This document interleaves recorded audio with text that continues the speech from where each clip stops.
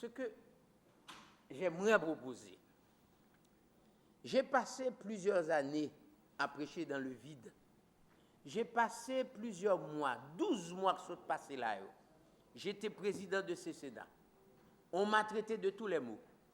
Mais j'ai mené la BAC, mené BAC là, côté de mené là. Maintenant, il y a 24 sénateurs. Il y a près de 99 députés là. Ce que je vais demander à la fois aux sénateurs et aux députés, c'est d'organiser une séance en Assemblée nationale le plus rapidement possible. Et cette séance en Assemblée nationale pral bail pouvoir plus et le Parlement plus de pouvoir, je veux dire le corps législatif, il pral bail plus de pouvoir, et c'est à partir de là qu'il y aura un partenaire, on est capable de dire, conséquent, valable pour régler avec l'exécutif. Vous m'entendez tous, vous entendez? Même si M. Matéli doit partir le 7 février, son départ doit être négocié. Et pour qu'il y ait une négociation, il faut qu'il y ait interlocuteur. Donc, dans ce sens-là, moi, m'a demandé sénateur, m'a demandé député pour joindre un compromis, pour réunir en Assemblée nationale le plus rapidement possible, et en lieu et place d'un gouvernement de transition, plutôt un gouvernement temporaire. Un gouvernement temporaire est la poursuite élection qui a commencé. Ça veut dire que si cela doit prendre 1 mois et demi, 2 mois, pour que normalement poursuite la fête, que le fait. Et s'il le faut, s'il le faut, on peut même aller, pas à un deuxième tour présidentiel, on peut même demander aux gens du G8, ou peut-être quelques autres, même aller jusqu'à 10 ou 12 nègres qui voulu participer dans l'élection présidentielle pour participer. Il n'y a jamais eu de proposition concrète pour sortir le pays de la crise. Alors, ce que moi je propose aujourd'hui, je propose d'ici le 7 février la formation d'un gouvernement temporaire.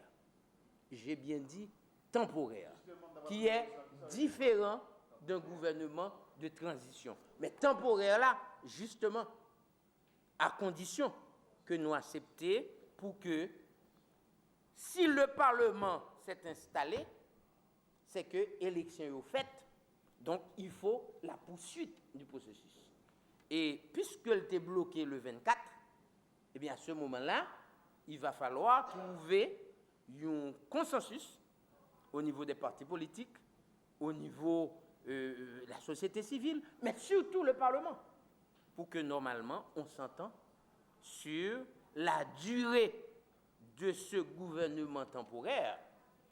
Et qui n'a pas même besoin de président, qui peut être formé avec un premier ministre qui dirige les affaires du pays et organiser les élections présidentielles et le reste du Parlement, et ceci dans le plus bref délai.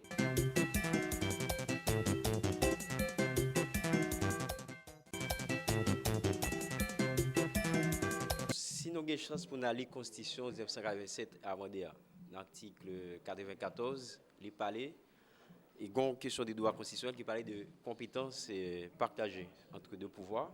Et sur une chance, il parlait de compétences partagées entre le Sénat et la Chambre des députés.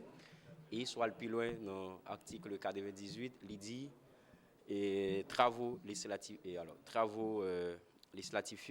comment ils doivent faire, etc. Et puis, 104 là, il parlait début effectif de travaux législatifs. Donc, c'est un contexte ça, nous dit, ni nous-mêmes, dans la Chambre des députés, ni Sénat, du point de vue de droit constitutionnel, nous tous deux, et Chambre ça, ou bien tous deux,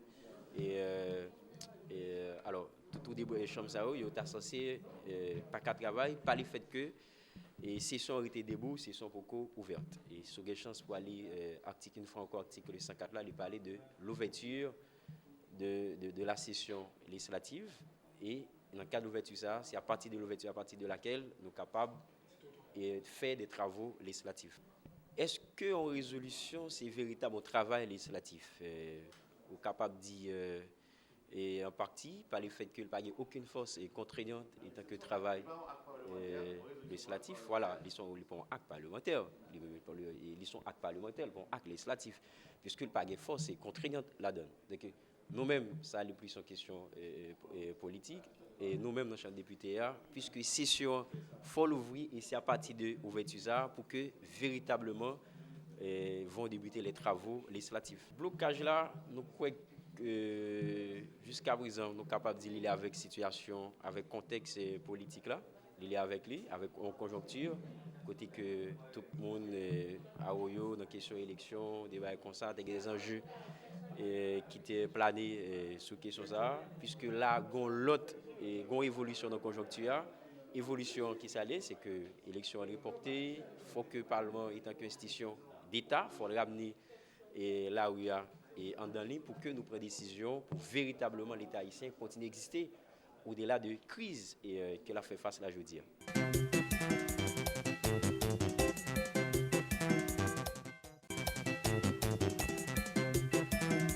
La Chambre des députés ne fonctionne pas encore, les commissions au niveau du Grand Corps n'ont pas fonctionné. Il y a une commission que nous avons montée, une commission de refonte des règlements intérieurs. Nous-mêmes, moi-même, sénateur Jean-Renel, nous travaillons là-dedans avec d'autres collègues. Nous finissons prêts, rapport nous prêts, mais pas une assemblée pour nous soumettre. Parce que il y a un pile sénateur qui décide parfois, il y a dans la presse, il y a qui dit qu'il ne pas venir parce que l'intérêt pas pour qu'on finisse trop clair dans ce qui a passé là. Je dis à mardi 26, pas gagné siège. Mercredi 27, chaise vide encore. Ils n'ont pas venu, sénateur n'ont pas venu. Ça nous veut attirer l'attention, tout le monde qui a regardé nous là, c'est que moi-même, je commence à faire une expérience. La population a été ici pour me veiller, pour me contrôler, pour me évaluer, pour me proposer, mais pour me voter. Mais nous avons comprendre, lorsque pas gagné un sénateur qui l'a, un groupe sénateur décidé pour ne pas venir dans la séance, ça veut dire le travail que moi-même je viens faire, d'autres collègues viennent faire, n'ont pas qu'à arriver faire. Je veux attirer l'attention de tout le monde sur ça, tout, que je commence à comprendre. Tout. Dans la politique pays, Haïti très loin.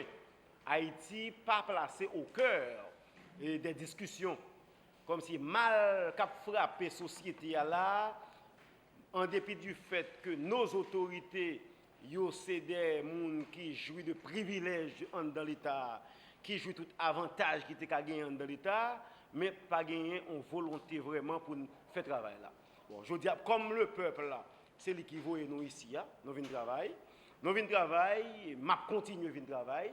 Demain si Dieu veut, n'a venir encore jusqu'à ce que nous avons institution pas exister ou du moins si pas fonctionner et pour nous ça ne qu'on faire puisque moi-même c'est plaider mon plaider. Maintenant dans cabinet mon mal plaider. Pays en long impasse.